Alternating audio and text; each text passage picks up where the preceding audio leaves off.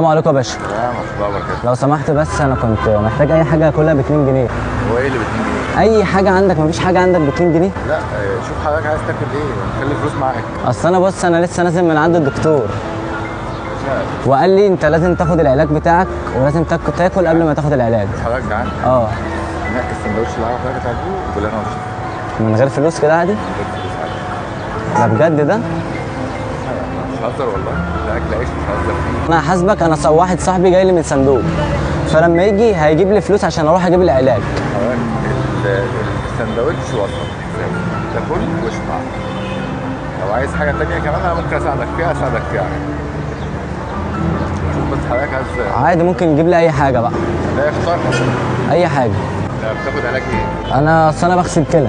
سندوتش واحد كفايه على العلاج؟ سندوتش كفايه.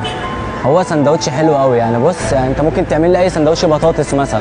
انا شايف في بطاطس هنا. انا هعمل لك حاجه لو في اقل من البطاطس مفيش مشكله عشان ما اجيش عليك برضه. حاجه سخنه. ايه؟ هعمل لك حاجه سخنه. ربنا يخليك تسلم. العلاج ده غالي ولا؟ لا مش غالي ولا حاجه. محتاج حاجه يعني؟ انا صاحبي هيجي لي دلوقتي من صندوق فهيجي لي هيديني فلوس العلاج عشان اروح اجيبها. اتفضل. بس تراجع. تمام ماشي. هعمل لك. ايه؟ صاحبك جايب لك فلوس الدواء؟ هيجيب لي فلوس الدواء دلوقتي. حساب الدواء تعرف كام ولا لسه ما تعرفش؟ هو حساب الدواء 50 جنيه. هو دواء بسيط يعني مش كتير بس انا معيش ال 50 جنيه. ده انا جاي بقول لك عايز اكل ب 2 جنيه يعني. بقول لك انسى بقى حساب الاكل. حساب الاكل؟ حساب الاكل خلصناه خلاص. الاكل خالص. ايوه.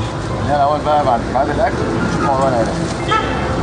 حضرتك ممكن يعني انت هتديني اجيب فلوس علاج؟ لا هجيبه لك انا لغايه ما صاحبك يجي هنا بقى عشان انت هتاكل وتاخد العلاج. المفروض هتاكل وبعدين تاخد العلاج. ايوه.